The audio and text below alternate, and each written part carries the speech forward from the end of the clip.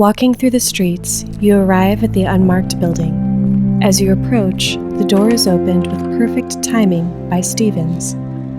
Without breaking stride, you walk into the hall, remove your coat, and exchange it for the drink already awaiting you in Stevens' other hand.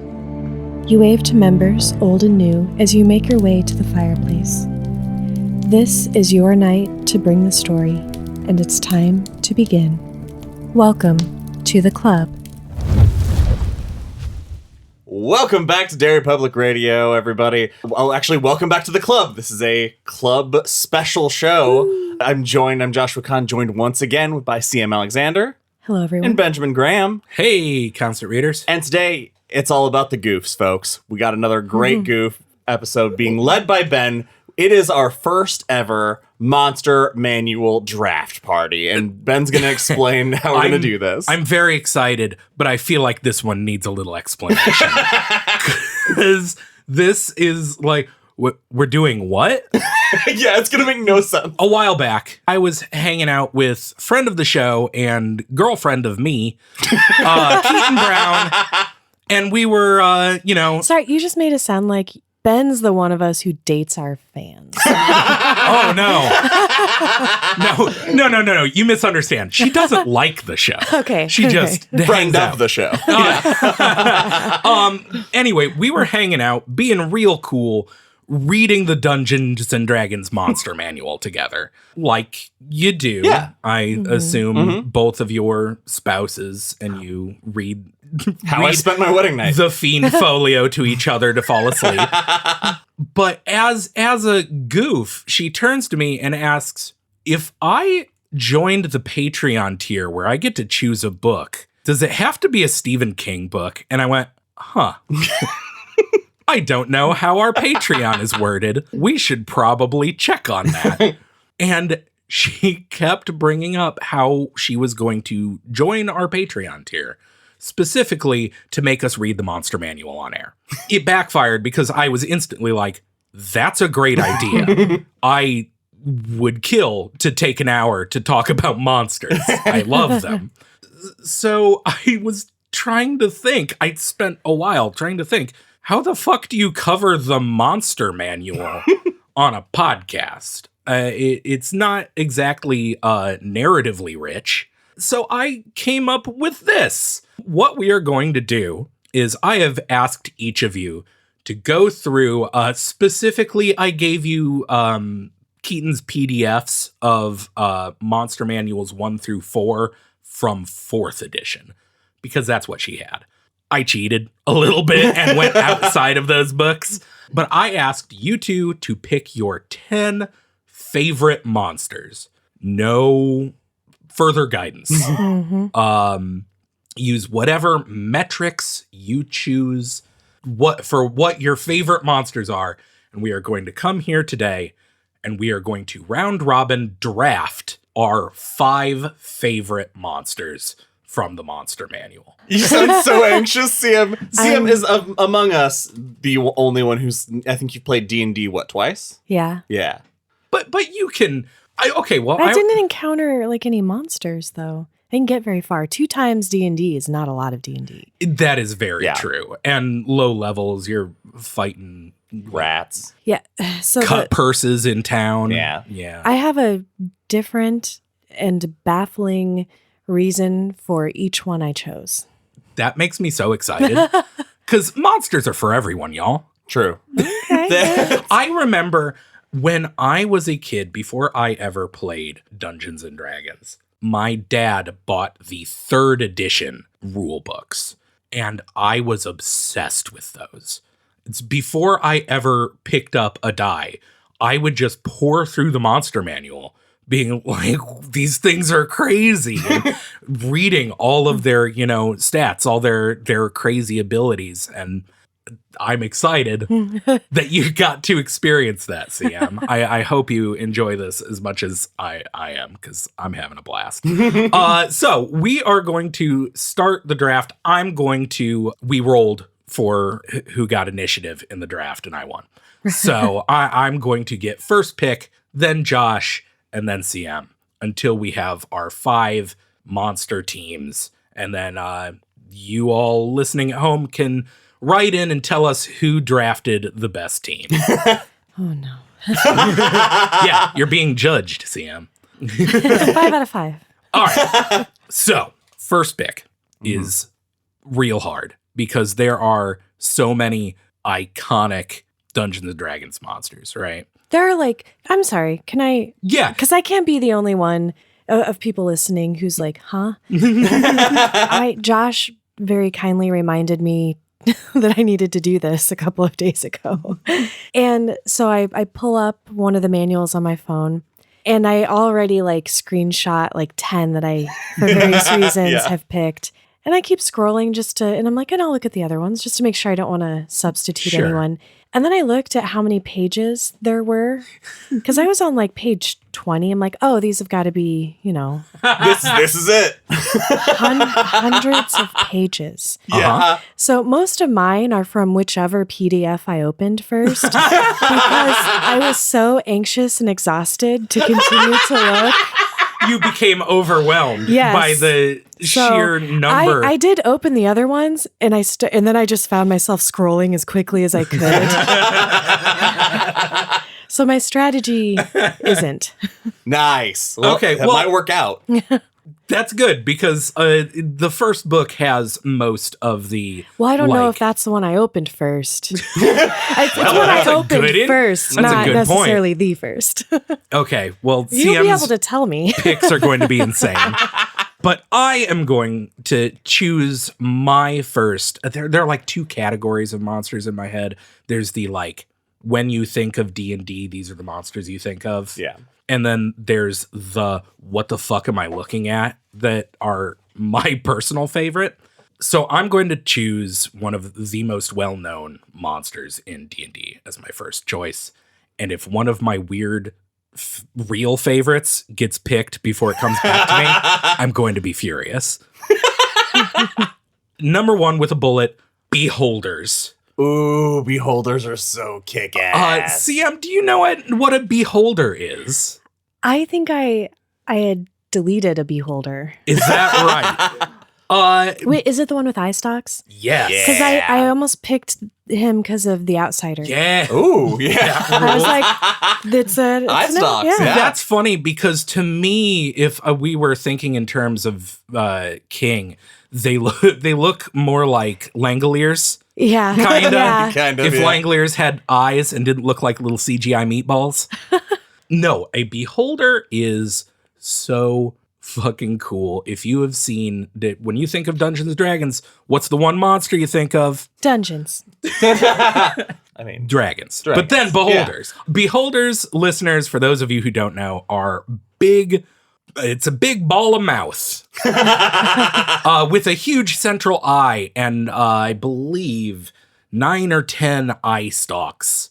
And their whole thing is they want to murder you and also everything. remember when we were reading Buick 8 and there was the creature with the giant that they thought it was the top of its head, but it just opened up my to God. being an eye?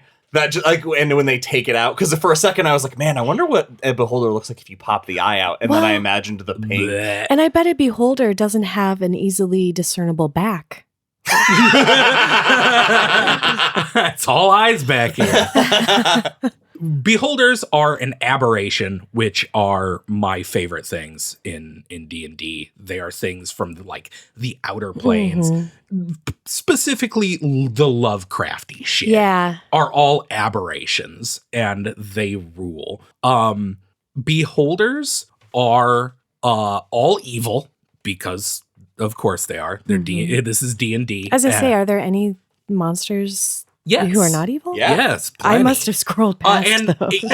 even more so now, because I believe in the past few years, D&D has been walking away from making specific races be naturally evevil. Like orcs used to be all evil, and now they're no, they're fine orcs. And it's a little reductive. Can I tell you guys, when I thought I was getting into D&D, I wanted to make an orc character called Blog the Orc, and I was going to make a little printed out pamphlet of my blog to give to my friends for our first game. That's fantastic. Oh, that's a good You would be bit. so good at D&D. You'd be so good at CM. D&D. I just don't have time. We're going to fix that. If we make it a Patreon show, she does it. Societally. Beholders, well, they don't really have them because beholders believe there are a lot of D&D races and monsters that believe that they're the best. They're the most powerful thing in the universe, and they should be, in charge of everything. Beholders believe that, but not as a race of monsters, on an individual level. I didn't know that. Hate other beholders as much as they hate everything else, because they all, like, some will have different eye stalks, some will have different colorations, some will have, variations, and they believe if you are not exactly like me, then I should be in charge because I'm the best one. Wow. That's there is. crazy. And they build these huge layers that are all vertically aligned because they can float. Sure. And so, like, thinking of them from an adventurer's perspective, they're extremely dangerous because moving up and down is way harder than, going through a normal dungeon. Right. My single favorite thing about beholders, the real reason I want to talk about them, is their dreams have reality warping properties. The way that new beholders happen is sometimes a beholder will fall asleep and dream of a second beholder so hard that it exists now. That kicks ass. There is a class of beholder called a death tyrant that happens when a beholder falls asleep and dreams that it's a lich and then is one. Oh my gosh. That's kicks so cool. so much ass. They are awesome. I love them so much. Oh. They're impossible to fight because all of their eyes have different ray weapons. They have one of their eyes is just a death ray. Did you get all this out of the manual? Like I said, The one I'm thinking of had like a line about its lore, and that was it. a lot of them do. Like I said, beholders are like an iconic So there's monster. a lot. Okay. Yeah. Everyone Okay. loves beholders, and so there's a lot of lore about beholders. And like I said, I cheated a little bit and used wikis. And also, if I say anything, D&D players out there know that it is because I have spent the last 20 years playing Pathfinder almost exclusively. With a DM who will also just make stuff up. So if I ever say something about a monster and you're like, that's not how that works, Ben. Yeah, well, It is for you. It is when you homebrew. Yeah. A DM, that's their job, is to make the lore. So Yep. I get it. It's a solid first pick, Ben. And I'm going to go next and follow suit with a classic D&D monster. And I picked this one mostly because a lot of mine that I picked are because I had a table reason, like from old games I've played, some memorable encounters, things like that. And this creature was the first time I ever saw player-on-player violence kill a PC. Nice. And that is with the Mimic. The Mimic. I'm a giant nerd, and I printed the pages out and highlighted things I wanted to mention straight from the manual. And I'm just gonna read this piece of lore real quick. There's object mimics and impersonator mimics. Objects being, it's you might have seen the my favorite Dungeons and Dragons meme, which is a group of adventurers walk into a bar. The bartender says, "Why'd you bring all your weapons in here?" And the adventurers say, "Mimics." The bartender laughs, we laughs, the table laughed, we killed the table. It was a good night. Because mimics can be anything. They can take place of any object. And while this edition of Mimics doesn't have it, earlier editions of Mimics had sticky skin. So if they are a treasure chest and you go to open them, they get an immediate grapple and your hand is stuck. Gross. Yeah. And then they eat you. Oh. Mile Hand marker. first? Mile marker, whatever that story is called. Yeah, mile marker 81. Yeah. Mhm. Yeah. Have you read that one, No. Sam? Oh, it's literally it's a mimic. Some people fight a mimic in a car lot. It's rad. Yeah. The people I was playing with, the 2 characters were in melee with the mimic, and one of them pulled away and tried to retreat, and the mimic got an attack of opportunity, which is, for those of you who don't play, if you try to move away from combat without using your full turn to basically run away, an enemy has a chance to hit you once before you get out of their reach. The mimic missed, and then the other player also took an attack of opportunity and punched the guy in the head and knocked him unconscious, and then the mimic ate him. It was a great way to end some player conflict, and it ended a friendship. Wow. In real life. Oh, it was a dramatic table after that. I stopped playing with that group for a bit. It was bad. Wow. Yeah. It's kind of a dick mood. It really is. Don't feed my character to a mimic. Yeah. Mimic was 1000% on my list. Although, Beholders, I took many notes. Mimic, I just wrote, just cool. No further explanation. So the object mimic, obviously it turns into whatever, but the impersonator mimic was the thing that I wanted to point out, because in the lore it says, impersonator mimics absorb the language and memories of the creatures they devour, sometimes carrying on the victim's life as normal while scouting for new prey.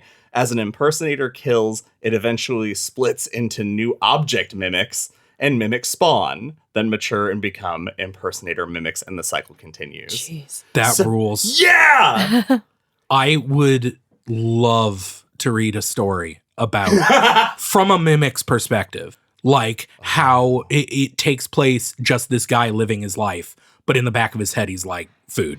That also Food. reminds me of The Outsider. Like, A little bit, yeah. it does. Like, where does the line between, if you have all of the person, Yeah. if you're a monster and you killed and ate someone, but now you have all of their memories and sensations, are you not just, how close to just being that person are you? So naturally, I think That'd be a good if a story. mimic Yeah. ate Devin, would I still, and I knew it, would I still be married to the mimic? Yes. Legally? Yeah, I think so. I mean, I would stay married to the mimic. Yeah. And then the last thing about the mimic is that in the monster manual, it also lists tactics for, as the DM, when you're playing these combats. And it mentions for object mimics, if they are close to death and it seems like the adventurers will kill them, they will retreat. And as soon as they're out of sight, they'll try to turn into just like a rock or something innocuous. Nice. And it says in the lore here that many adventurers have been chasing a mimic only to run straight past it and be attacked from behind later. It's so kick-ass. So yeah, mimic, number 1. Easy. CM? Oh my God. Okay, so No wrong answers. Yeah. Rule of cool. Ben, you picked an iconic character. Josh, you picked a character you had great experiences with.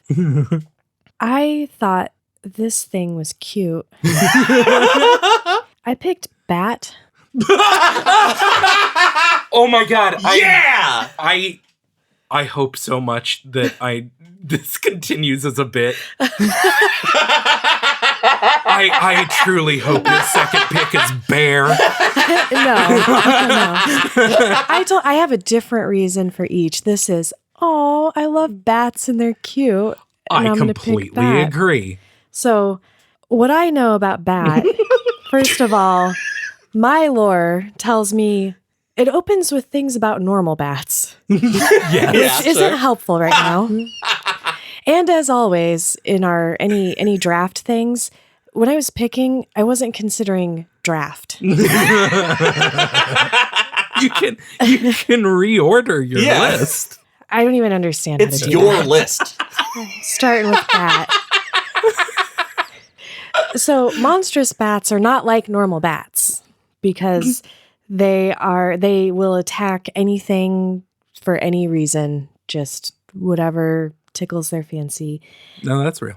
And they move in and out of the shadows really well, I guess, which I thought would be a nice tactic to have in a battle. And there are Echolocation. fire bats. So like the one I picked, He's on fire. Kick got a picture ass. of him. Oh, that is badass. Bats are just fucking cool. I and they fly, so completely I agree. thought that would be a good tactic as well. I love bats. Just anytime I hear someone gets a bat in their house, I'm like, I know that's bad. I know that they shouldn't be in there, but also, aw. Yes, bats are great. And these remind me of fruit bats. Like, I can In see that this they're guy on fire.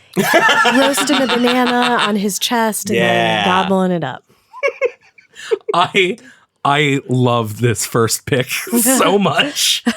I am imagining the fight that is going to occur at the end when our 5 monsters meet on the battlefield. Well, my bat, I think, has an advantage in that it hunts in groups sometimes. So, And my beholder is going to be like, why isn't my anti-magic ray working? Oh, because it's a bat. That's not magic. That bat's just on fire. so that's what I did. I love that. That's Okay. fantastic. So good. I'm so excited for your list, CM. I hope so. Okay, so now it's getting tough because I have to go with the next monster because if it gets taken, I'll never forgive myself.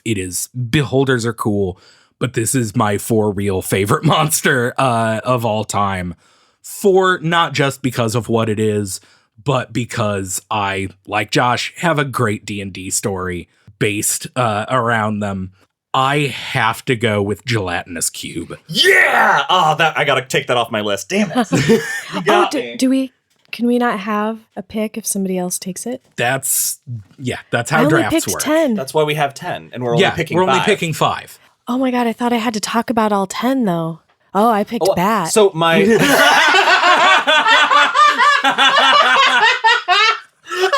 I told you I don't know how drafts So work. bad. Yeah, my bad. I feel like at the end, depending on where we are Yeah, time-wise, we'll we can talk do honorable honorable mentions. mentions. Yeah. Because I do love all my guys. God. I'm so sorry. Sam, yeah, that's on our me. bad. Because I did try to explain that to you, and I may have just left that out we entirely. did a I'm bad very job. sorry. Okay. Gelatinous Cube. You know what a gelatinous... What would your guess as to what a gelatinous cube is? Jello. Yeah, you're right. Yeah. But Jello just like kind of, but like the Sentient Borg Jell-O. cube, but it's made of Jello. Yes. And it's floating in space at you, and it's powerful. Congratulations. CM has been shown a picture of the gelatinous cube. I love these things. The gelatinous cube was the final encounter in the D&D 3rd edition like starter pack. The starter set that you bought, and it had the books you needed and like a very, very short, very basic module, right? And it was the first time I ever played D&D. Me and my friend Kirk and my little sister, who I believe was 6 at the time, and my mom, and DM'd by my dad. Amazing. I was like, I want to play, and we get to the end, and the final room is a room with a gelatinous cube. For those of you that don't know, a gelatinous cube is a 7 foot by 7 foot big cube of goo. And if you happen to get caught in the cube of goo, it will engulf you. On a DC roll of 12, meaning you have to roll a D20 and roll above a 12. And if you don't, you get sucked up into this big cube, and it's made of acid, so it digests you and then leaves your weapon and armor floating in it. Yeah. So that they're also completely see-through. So if you don't roll a good enough spot check, you can just walk into one. Oh. Yeah. Like dungeons will use them in like lore reasons, like fun ways to use them in dungeons is to just have a hallway that is the exact dimensions of a gelatinous cube. And you're walking along and everything's just like kind of slick. And you're like, oh, what's going on here? And then all of a sudden you walk into a wall of goo and surprise. Jeez. Yes. And your poor rogue is now inside a gelatinous cube. They're incredibly hard to fight because it will do corrosive damage to your weapons, I believe. That might be... No, that's... Does it? Okay. Yeah. At least Pathfinder. It does 3d6 acid damage. You can't breathe. You're restrained. And every turn, it does 66 more damage to you. They are a really low challenge rating because they're mindless. They can't really fight. They just move at you menacingly. I love them because of this first ever fight. I was in middle school. Me and my friend Kirk were role-playing the shit out of our characters. We were a dwarven cleric, and I was a human barbarian. And we had chopped up a bunch of orcs and put their body parts in a bag. And we're spending the adventure taking turns. Our characters were shoving our head in the bag and taking a big sniff. And then my dad would make us roll a constitution check to see who would pass out first. So we're going through this entire adventure with this bag of body parts, and we find this room with a gelatinous cube in it. And the melee fighters are useless. And our wizard and our rogue run out of spells and arrows. And there's nothing we can do until I have the idea to pull a orc head out of the bag, light it on fire, and then throw it at the gelatinous cube, and it killed it. That's amazing. And it was... I never wanted to do anything that wasn't play Dungeons and Dragons ever again in my life. Oh, that kicks ass. Yeah. That's a great story. I love D&D so much, you guys. My next pick is actually more for it being part of another staple of D&D that we haven't really talked about, and that is riddles. Riddles are a huge thing for D&D. So my next pick is the Sphinx. I'm gonna. Are you guys good at riddles? No, Jesus, no. You're forgetting. Devin bought us a couple's riddle, like really dark, cool storybook to do together. Okay. I don't know what a couple's riddle is. It's just this like it's just like a something to whodunit do book? with your loved one. Oh, cool. And it tells this really cool story, and you have to solve all these riddles to get through the story. Devin's a little better at it than I am, but neither of us are very good at it. We looked at it once, and it looked very, very cool. Oh, you and Betsy, we should just have a double date, and you guys, we can watch you do it. Perfect. All right, I'm gonna ask you this riddle, because when we go into combat, it's very important whether, as leaders of the team of monsters, you're able, because if you can answer my riddle, then my Sphinx has to not attack you until you attack it. That's pretty much how it works. So, the more you take, the more you leave behind. I've got an answer. What is it? Time? No. Time is usually... Do I die? Time or death are usually the two. Does he attack me, or... Food. Footsteps. Okay, I go for a cleave attack. But the part of the Sphinx, riddles are usually such a traditional thing. Like you'll have the puzzles in dungeons of having to light certain torches in a certain order, things like that. And I just always thought that a lot of people who love the combat hate the puzzles. And I love the role play and I love the puzzles. Those are so much my jam. I have such a love-hate relationship with puzzles because the people I play with are idiots. This includes me, of course. Anytime there is a puzzle room, we will spend 40 full minutes trying to figure out what is going on. And then really annoy my DM Wes when he's like, you just have to say the word that's written all over the walls out loud. Like, wow. No matter how simple the puzzle is. You guys didn't like my poop joke? I missed your poop joke. Food? Oh, because you're leaving. Yeah. Yeah. Yeah. I feel like that works. I feel like maybe I got a good roll. Yeah. It's more aggressive towards Ben than you. Okay. Cool. Yeah. That if I were DMing, I'd be like, okay, roll a bluff check. Yeah. To be like, no, that is the answer. See if you can confuse the Sphinx into agreeing with you. So the thing about the Sphinx in the specific monster manual lore that I thought was very cool was that it was two things. One, that if you pass the riddle, they'll let you go unattacked. But if while you're inside you disgrace the tomb or the dungeon, if you destroy something that you shouldn't touch, it is compelled to attack you the second you come out. So the Sphinx has no choice. It just senses that you desecrated the sacred area, and it knows to attack you. And in the if you do a lore check, it says that Sphinxes are created by rare and powerful rituals that bind angelic spirits to the bodies of celestial lions. Ooh. And I think that's pretty fucking rad.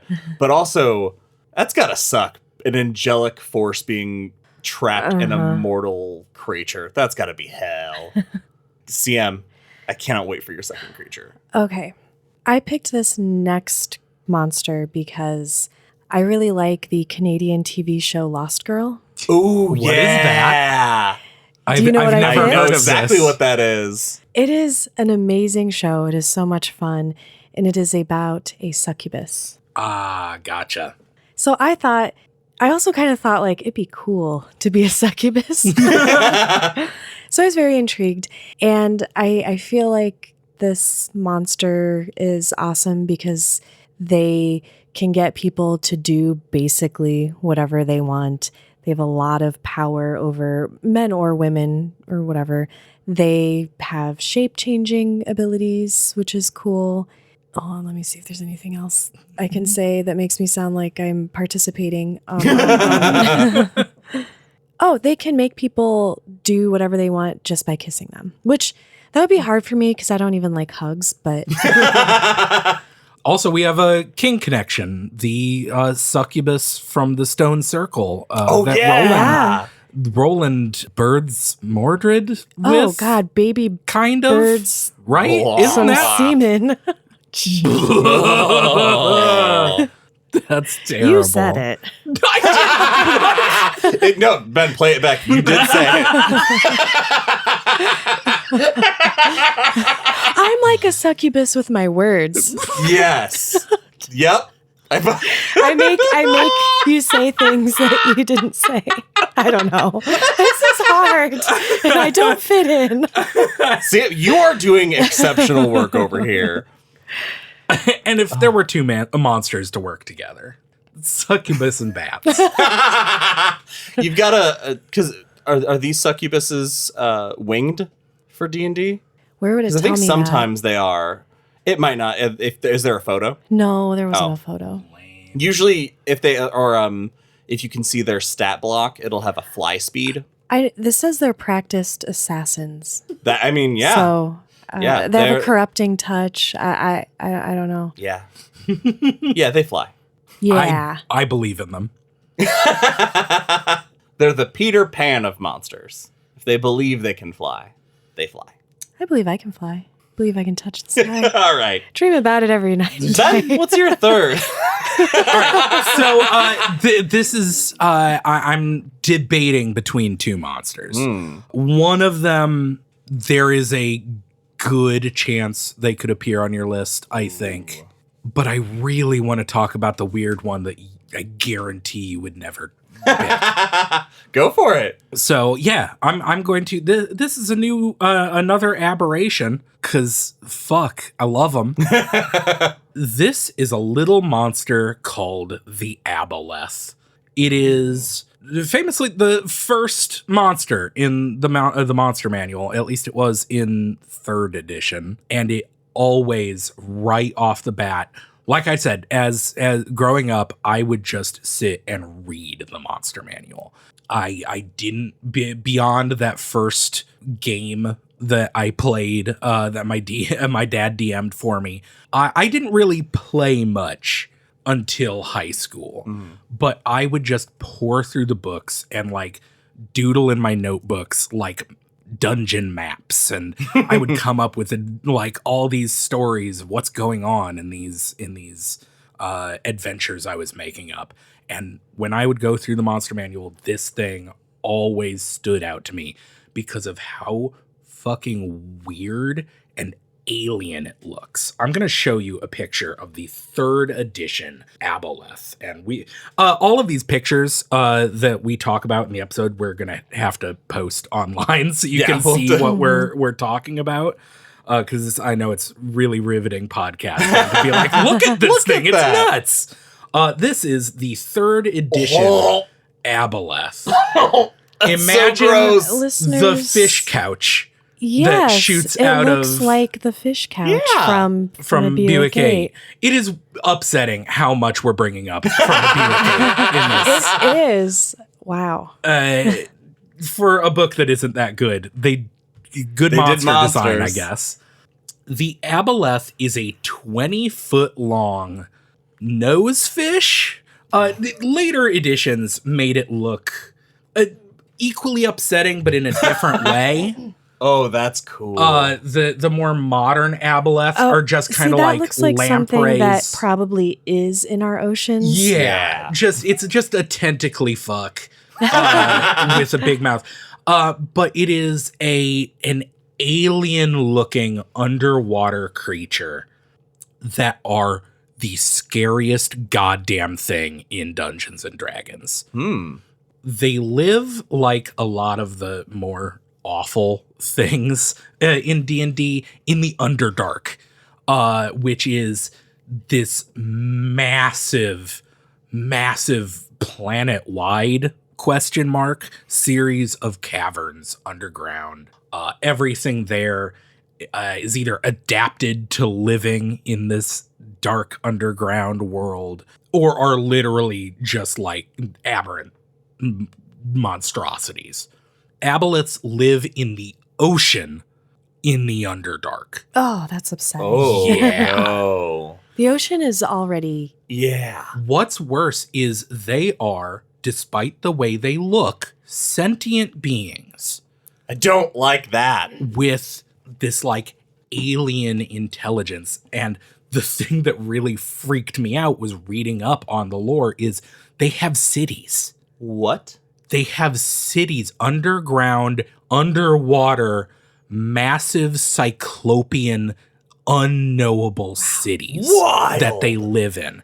And when they adventurers, they have mucus that, if it gets on you, will transform your body into these awful thralls to them. You become these like slimy, inhuman. Permanently? Yeah. Oh. No, I'm gonna have weird dreams tonight just awful. from this. Other cool things, they have ancestral memory, meaning every Aboleth knows everything every other Aboleth that came before it knows. So they are unspeakably intelligent and like bent on just gathering thralls to come and work. Oh, That's so horrifying. Goddamn scary. I love them. I've never fought one because they are not something you want to fight. Sure. But I've always wanted to play a campaign and have a reason for the players to meet an Aboleth. They're awesome. Underwater stuff, man. Yeah. The scariest shit in D&D. And in real life. And in real life. I have the fear. thing. The Devin thing. does too. It is awful. Any video online of anything like rising from the depths of deep water, don't like it. Fair enough. I went a Fey route for this one. I picked the Fomorians. And for a very specific Fomorian lore that I'd like to share. So Fomorians are dark reflections of Titans, because when the world was created, light and dark, the balance. So the Titans were created on, the material plane, and the Fomorians were created in the Fey world. And they are cruel. They also inhabit the Underdark. And they have caverns that house numerous Eladrin slaves, Cyclops followers, and other Fae that have been turned to their evil ways. But the Fomorian that I'd like to talk about I'll show you that.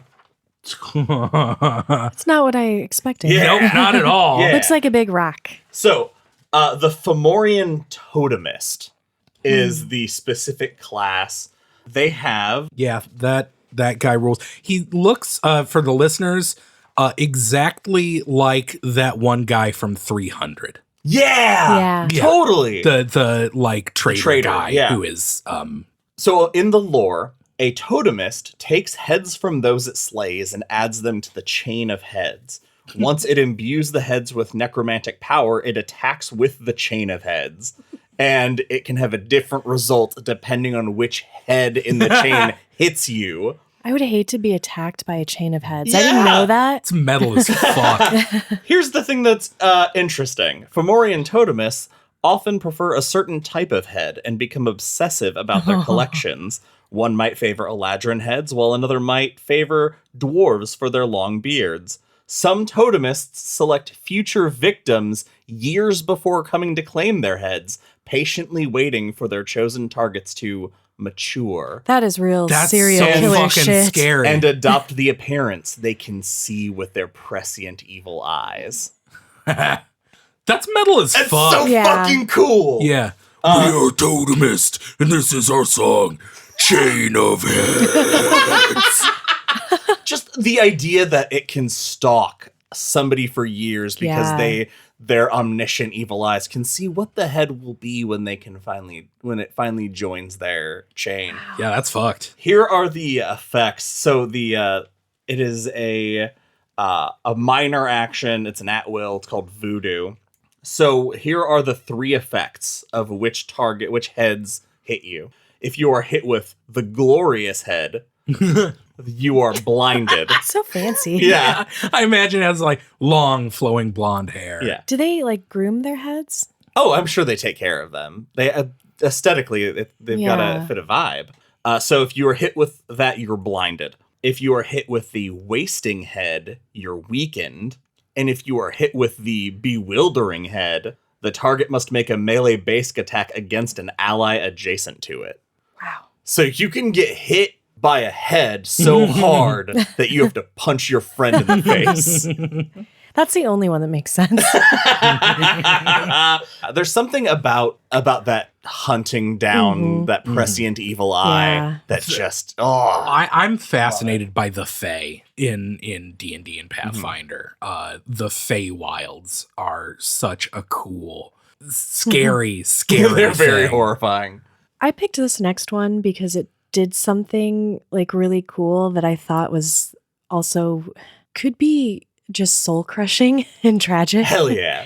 It's I don't know if I'm going to say this right, Berbalang? Looking up I don't know what that is. Berbalang? Bad spelled. Berbalang. So they consume the flesh and bones of dead humanoids. And when they do that, they get all of your lost memories. Nice. And they have the power to manifest psychic duplicates of themselves. Okay, 2 things. Yeah. 1, extremely good monster. 2, when I Googled Berbalang, this is the image result page. Oh, why? Okay, listeners. I'm screenshotting this. Yeah. The first thing is the creature, and then it's just rubber duckies. Just dozens of pictures of rubber duckies with propeller hats. It's got a cool, like, gargoyle kind of vibe to it. Is this because I picked the bat first? Is the universe like You've got a very something? winged team. I do. Oh yeah, this thing looks radical. He looks like he should be on a black card. Yeah. It's what's tragic about it though is they don't just absorb the memories of their corpses, but when they sleep, they relive significant portions of those memories. That's pretty fucking cool. And that is what gives them their nutrition. I'm sorry, say that sentence one more time? It They eats eat other. dead memories. Yeah, that rules. That's so fucking cool. Yep. And there are some remote villages that welcome them, like they kind of bargain with them. I like their old man faces. That's also a very cool. I mean, I'm sure that's got to be how it is in a campaign. You know, you go to a small village that's classic Wicker Man scenario. There's a festival. We don't know what this festival's for, and then they sacrifice someone to that creature. If they hear enemies approaching, they create the duplicate of themselves before the battle begins. All right, That rules. here we go. Imagine this. So you're in a town, the small town that you live in, and your whole life, the town has treated you like the best person ever. Like, you are treated like a god. You have all the cool adventures. You know, you get the so the Berbalang can eat your good Yeah! memories? That's And then- fucked and up, then you dude. find out at That's the end. fucked up. You find out at the end that this beautiful life you've lived is so that they can serve you up to this monster. It's a sacrifice. Yeah. That's fucked up, man. That's so cool. It'd still be a good life. I mean, yeah, until the end, but that's just the end. The end of all of our lives is gonna suck. Well, Is it? So are we on our 4th round now? I believe. Yes, this is round 4. Yes. Oh shit! Really? Yeah. We only have one monster left. After the Well, 2. 4. Two. and Oh, 5, okay, yeah. okay. You're starting 4. Sorry. Oh, right. It's your turn. Jesus Christ. Okay. So I only have 2 left. Oh, I'm panicking. Oh, I have so many good monsters left, and I You're- can't unlock my phone. You're a DM, but it's draft manager. Heyo, there it is. I tried. Oh my God. Okay. It's okay. I can do this. I believe in myself. I'm going to hope that you take the one that I took the most notes on. Interesting. Because it's very cool, but I want to talk about these other 2 more. Because my 4th round pick is the Flesh Golem, Cool. otherwise Gross. known as a Frankenstein. That's it. That's the whole thing. I don't know what it is. If it is just a sign of how little my brain works, but just inserting a Frankenstein into any situation is instantly the funniest thing in the world that I can think of at all. I can see that. Just introduce any scenario and also a Frankenstein is there, and I am rolling on the floor. It's as you can tell, I'm laughing right now. Listeners, go back to the episode where the Joyland episode where you read about the lyrics to the Monster Mash and Ben cried laughing. Yeah. So the reason I love flesh golems, like golems by themselves are cool, right? Cool, yeah. A construct, non-living thing made living through magic. Yeah. Dope as Yeah. hell. One of the coolest fights, like as great listening, I'm sure, is just recounting encounters from the D&D, but was a steam golem. Awesome. Steam Golem. I've Yeah. never fought a Steam Golem. But a flesh golem seems so, it's different, right? The word flesh yeah. is automatically upsetting. Do they have like regeneration or anything? Like, I have no idea. I'm curious because golems usually have, you know, some sort of like elemental ability, but I don't know what's the elemental ability of flesh.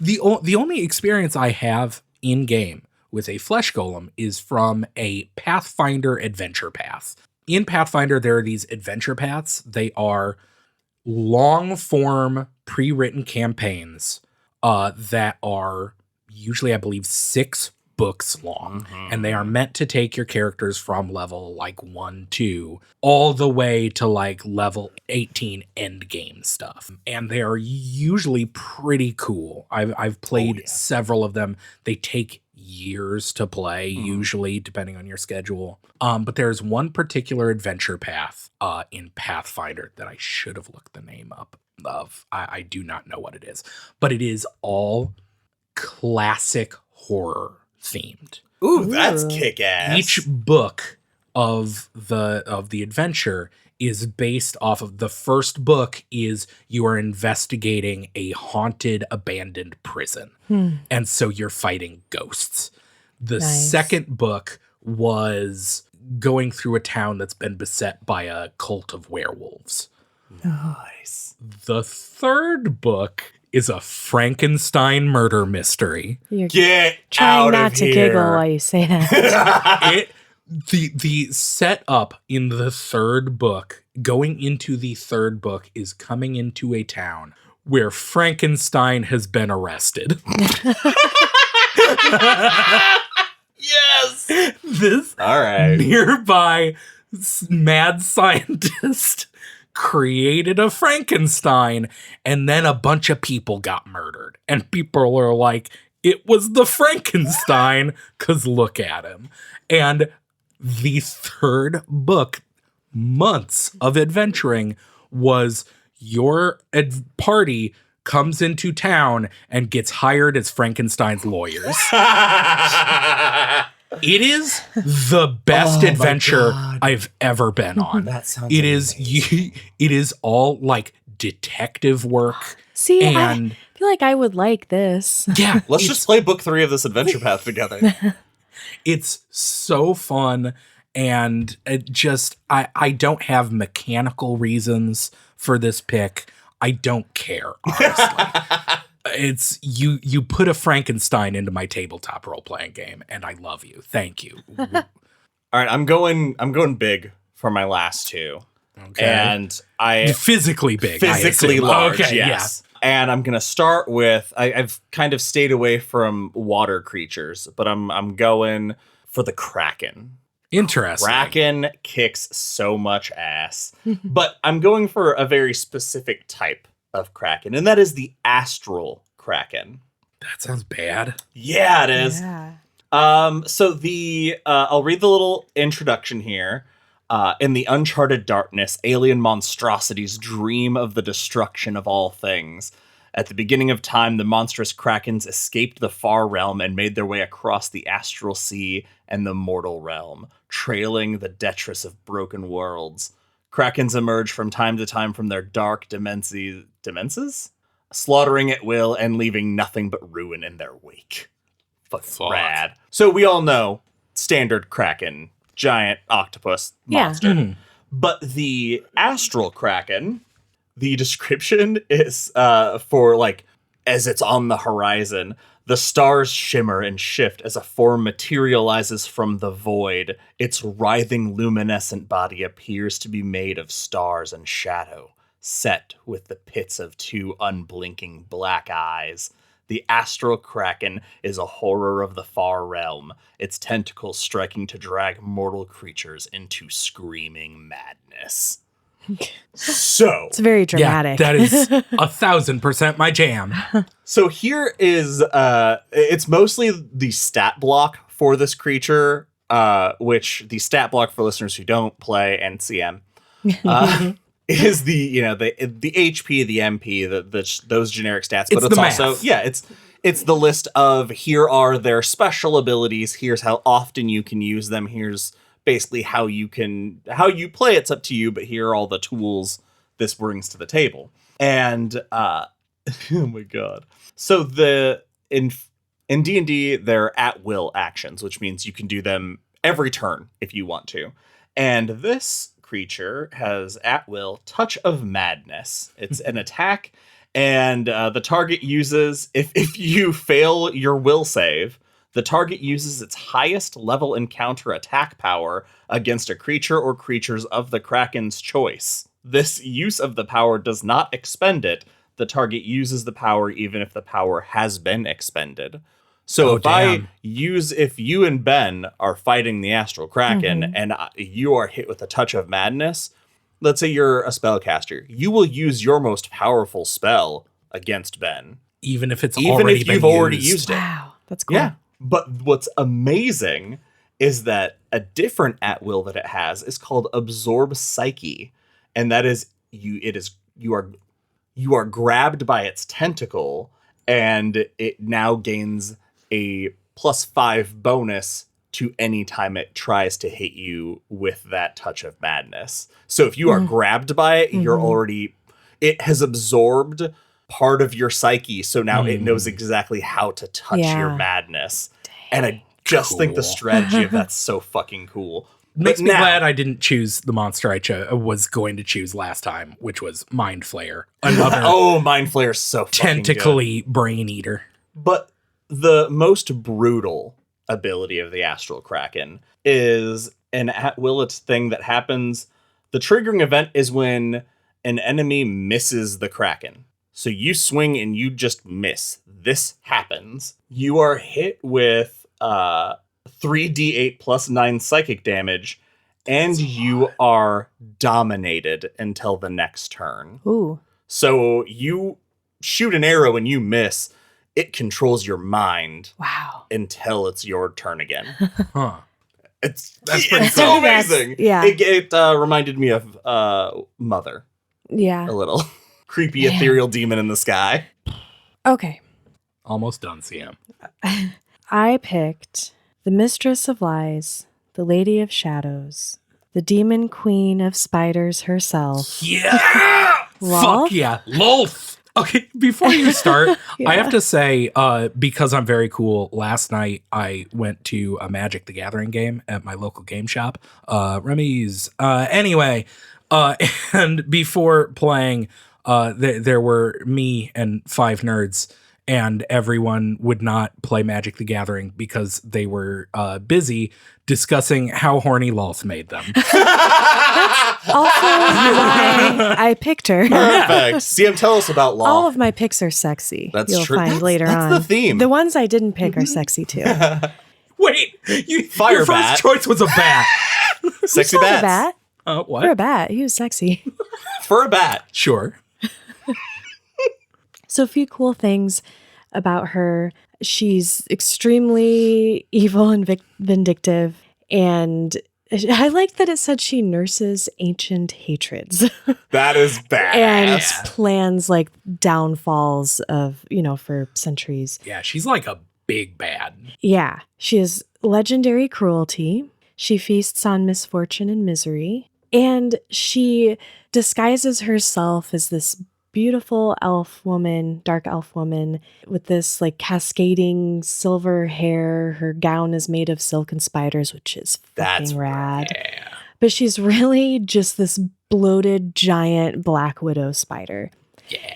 She's bloated on devoured souls, which is also cool. Hardcore. And she is in the 66th layer of the Abyss, which is a terrible realm known as the Demon Web, which you guys probably already know, but I did not. I'd never Yeah, heard of that. That's she's kick ass. In this void, she has just an elaborate network of webs that support ruined cities and relics stolen from other worlds.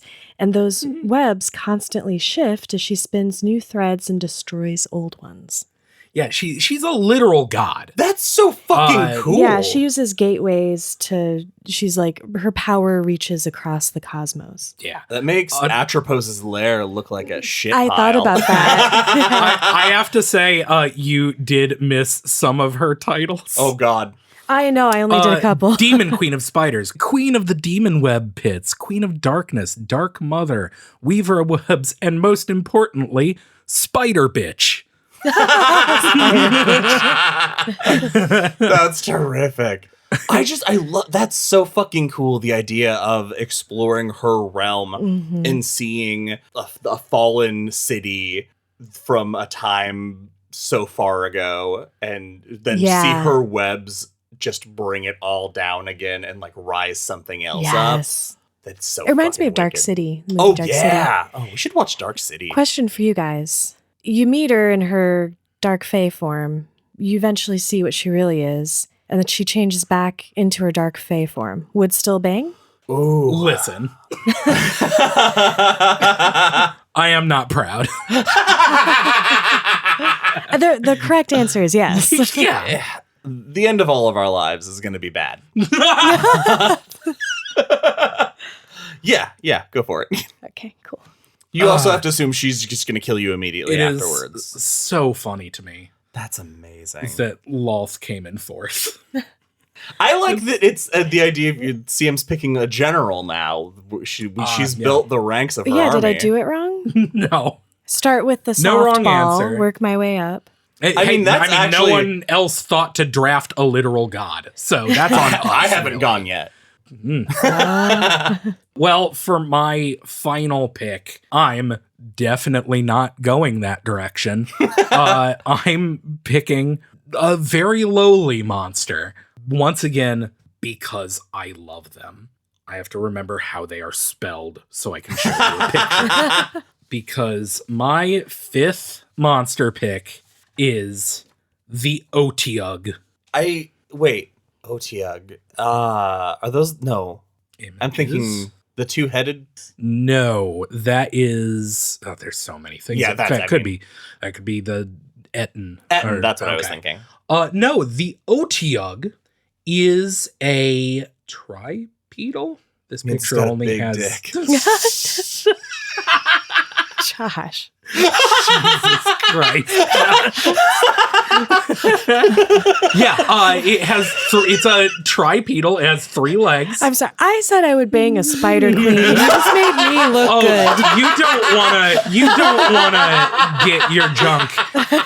You don't want to get your junk anywhere near an Otyugh because they look like this. Oh, they are a tripedal. Oh, that's too much. Thing. They are again. It looks like it's an aberration. It looks like its taint is just a mouth of teeth. It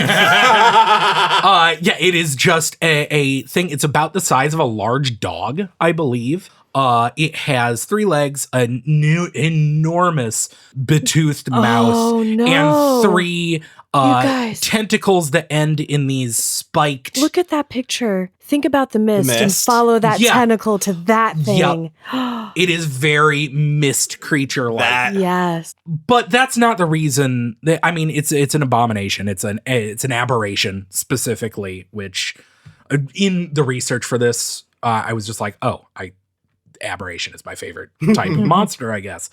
The reason I love the Otyugh is you look at this picture, right? Gross. Mm-hmm. Yeah. This thing speaks common.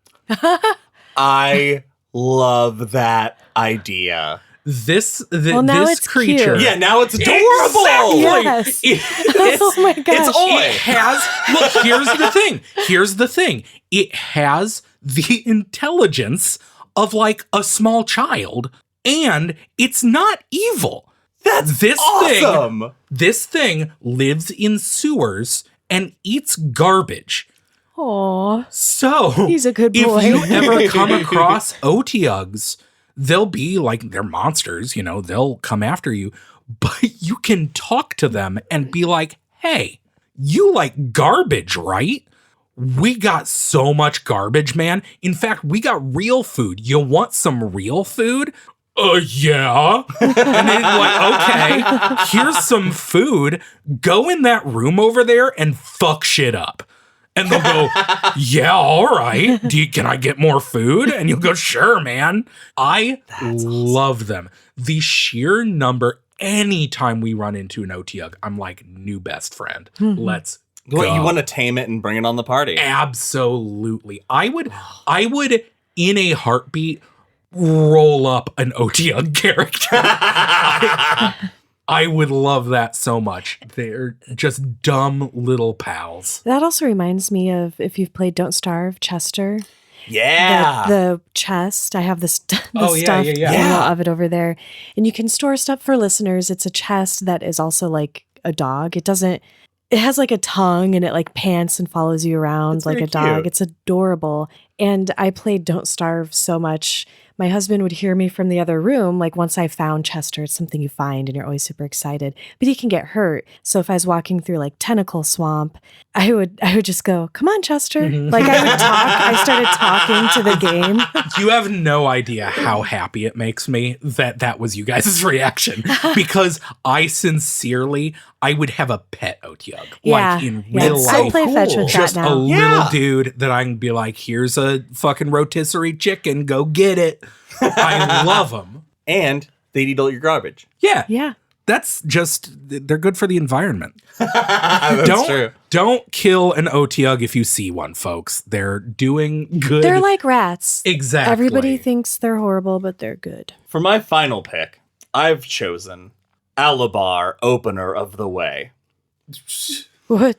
That sounds aggressive. I know I've read a lot straight from the book, and I'm about to do it again because I read this. I saw the picture and then went back and read this and was like, yeah. As it wanders the sky, Allabar seeks to fulfill a dire vision of the cosmos. A few stars are not confined to stationary positions, bound to watch distant worlds and exert minimal influence. Allabar is one such star. It has used its mobility to generate strife between the creatures of the stars and those of the world. In the early days of creation, the primortals created Allabar as a planet like the mortal world. The gods noticed the primortals' new creation and experimented with it, attempting to create a thinking, living planet. The gods managed to ignite a spark of life within the planet, but they feared the power their creation possessed. Thus, they cast away the planet Allabar into the far realm. So from this point, the story essentially goes, they sent Allabar to the far distance, and then Allabar started heading back. Oh. And after millennia of traveling through the deepest, darkest reaches, the planet creature was driven to madness.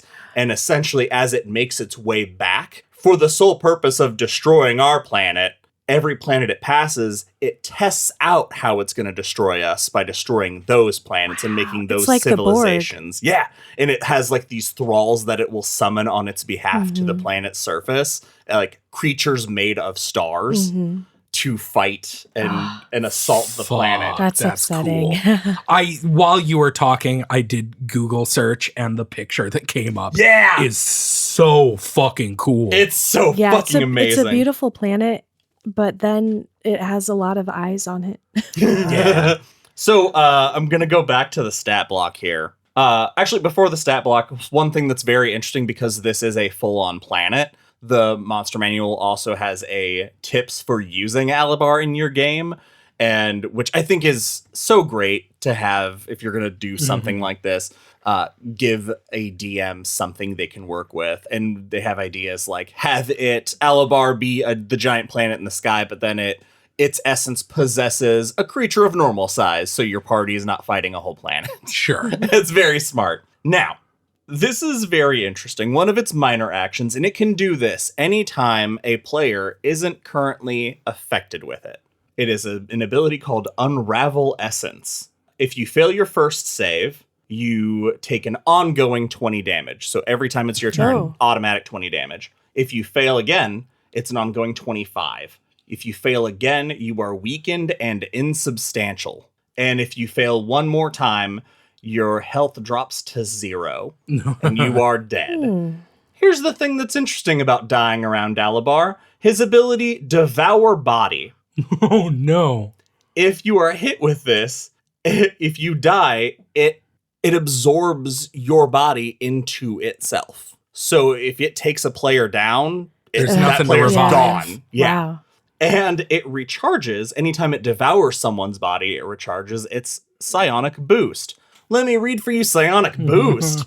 Oh, and this ability also happens anytime Allabar takes psychic damage also. Immediately, a free action, the target deals 4d10 psychic damage to you.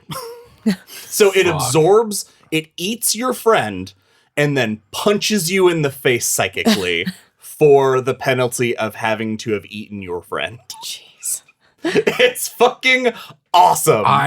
I love everything about this. It reminds me of which Lovecraft elder god is a sentient universe. Do you know anything about that? I have not read that one. Yeah, I love something that is a creature, but it is so outside of the realm of sanity that it's just like, oh yeah, the planet with eyes, it's coming and there's nothing you can do about it. That's just radical. A conscious planet being driven mad by the solitude. That's so cool. And it's so fucking awesome. All right, my last one. I picked this monster because as soon as I read the first line of the description, I was like, yeah, I'd do that too. So I picked Death Knight. Cool. Nice. Death Knights were powerful warriors who accepted eternal undeath rather than face the end of their mortal existence. And I was like, why not? Why not make that the next chapter in your life? What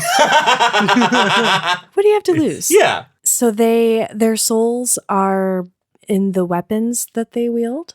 What weapon would you put your soul in? If you had to, you sign up to be a Death Knight. Super Soaker. I was going to say flamethrower. Very close. Yeah, very similar. I would go Scythe. Classic Reaper aesthetic. So their appearance is transformed into deadly echoes of their past forms, Cool. which is a way to describe that. Yeah. I love thinking of it like the True, where like one day you'll see them and they're like in middle age, and then they pass behind a tree, and then they come out and they're like teenagers. Oh, and their weapon, because its soul is in the weapon, it can become ghostly and it can pass through armor. That's rad. Mm-hmm. That's a game changer. That tears up your tank. Imagine your paladin goes into battle and then just sword right through. Ghosts are, and the undead are so scary in these games because they're hard to do damage to. Yeah. You need magic weapons most of the time. And Okay, so I made a couple good picks, Yeah. I feel like. no, I think, honestly, if we are talking pure power level, I think both of you kick my ass. Yeah, we have gods. Yeah, how I does this definitely work? stuck to mostly like dungeon crawling monsters, with the exception of maybe the Aboleth, is definitely the upper level of my power level. But both of you have like god level threats. Should we like just briefly describe the ones that we didn't pick? Yeah. Do you guys have any honorable mentions that you came up Heck with? yeah. Because Yeah. there are so many, even outside of my list, like Mind Flayer is another iconic monster, and they're so cool. But I don't know, not the most exciting to talk about, I think. Do we want to do like a name and like one or two lines of Sure. the cool thing about them? All right, I'll do my honorable mentions first. First one, the Deva. And I love the Deva. They are angelic creatures who spontaneously get physical mortal bodies. So you will, if you are a Deva, you will suddenly wake up in a stream as a fully grown adult with all of the magical power and skills you need to fight in the world around you. Wow. And they have a skill called Memory of 1,000 Lifetimes. So you can essentially, if you try a knowledge check or any D20 roll once per day, you can re-roll it because you've lived thousands and thousands of lifetimes. So you are good at some stuff. I just think that's super interesting. And I That's like cool. the idea. In some of Dean, I think one of the editions, I think 5th edition, you can play as a Deva, and then you're effectively immortal. Every time you die, you just wake up somewhere else. I also chose mummies because I think that mummies are cool. And the thing about D&D mummies is if you are hit by one, you get mummy rot. Oh, And if no. you don't cure mummy rot, you turn into dirt. you turn into dirt. Wow. I had that happen to one of our DM's wife. We stopped. She turned into We dirt? stopped to camp in a cave and just the Wes rolled some dice and then looked up and was like, "You wake up and Amber's a pile of dirt." Holy shit. That's amazing. And then my last one is a hook horror. Yeah, hook horrors rule. Yeah. And the only reason I picked them is because they have my favorite type of attack for a monster, which is Claw Rend. Yeah. It's such a great ability. One, you get strike him. If you hit with both of your single attacks, you get a free rend to cause bleed damage. Yeah. Rules. And it looks like Gamera. Yeah, it does. Yeah, kind of. Okay, one of my picks was the Balhanoth, No idea. No. a cunning subterranean hunter, distorts nearby reality with its very presence. Dope. And love it's that guy. It's the tentacly looking. Oh, I love him. Looking at, what would you call that? It's like a water thing. There's a an sea urchin? X-Files episode that I have no idea what you're trying to say. Anyway. It looks Slurms like a big Mackenzie. slug with tentacles. kind of, yeah. And a mouse. And I So love it. I just thought the distorting reality thing was Very rad. cool. So That's that's awesome. kind of what drew me to that one. I also picked Bone Claw, which can have, like Wolverine, That's except their bone claws can go out like 10 feet. Cool. Hot damn. Yeah, they are magically constructed undead. Ooh. Constructed undead. That's rad. They're Frankensteins. I also picked Displacer Beast. Displacer beasts are beast. adorable. Didn't They make are my cute. top 10, but I do love a displacer I would also, beast. yeah. They can teleport. Yeah. Yeah, that's why I And picked they it. only look like cute kitties. Yeah, they are like a lot of, I believe they teleport by going through the ethereal plane, which is neat. I also picked Doppelganger because the Doppelgangers idea are of cool. doppelgangers scare the shit out of me. So I think that's cool. And then Have you seen the movie Enemy? No. You should see the movie Enemy. It's good. the last one I picked is because I had a crush on this monster in a cartoon when I was a kid. Do you know what I'm going to say? No. Gargoyle. Hell yeah! I get that. And there are many different types of gargoyle, and I did not narrow it down to one type. I was just So fascinated. Goliath is your type. Well, yeah. True. Yeah. Those are all my Desdemona picks. had me feeling some ways. I get it. My love of redheads came from somewhere.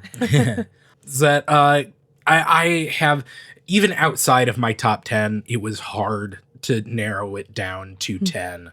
Because they're kind of like two categories. I categorize all of my favorite D&D monsters into. It's either that kicks ass or look at this idiot. And my kick-ass, like, mind flayers are very cool. They're squid-headed, weird, brain-eating, psychic monsters. They're cool. The Tarosk is so awesome. You know, I wish I... Oh, okay. I was going to say, you both looked at a reaction at all. Yeah. And the Tarosk is basically, imagine a Godzilla. It is completely indestructible. There's only one Tarosk. It is not like a race of monsters. There is the Tarosk, and it is unkillable. The only way to permanently kill the Tarosk is by casting Wish, which is an absurdly high level spell, and you have to get it down to being dead, and then you have to wish it away. Wow. Like, That's it's so awesome. cool. The Yuan Tai, which is a race of snake people. They're awesome. Sometimes they have snake bodies. Sometimes they have snake heads. You can play as one. I have. From dusk till dawn. Hell yeah. Would still bang. They're very cool. And then on the look at this idiot side of things, I wanted to talk about the ethereal filcher, but it is only so I could show you guys this picture.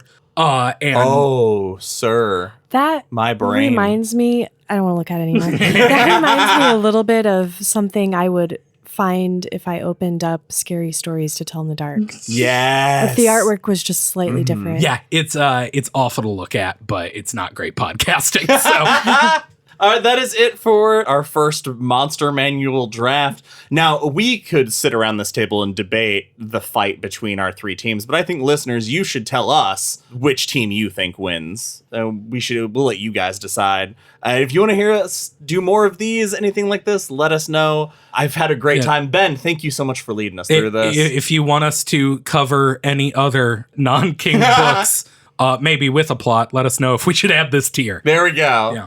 That's it for this episode of Derry Public Radio. As always, thank you for listening. Join us next time. For Benjamin Graham and CM Alexander, I'm Joshua Kahn saying good night. As this evening's tale comes to a close, you notice the fireplace has lost some of its warmth and light. That's your cue that it's time to take your leave of the club. As you make your way to the door, you are tempted to deviate from this warmly lit corridor. Suddenly and silently, Stevens appears with your coat and the slightest of nods. You leave, satisfied, knowing that next month will bring another tale and possibly a chance for adventure. Goodbye for now, members.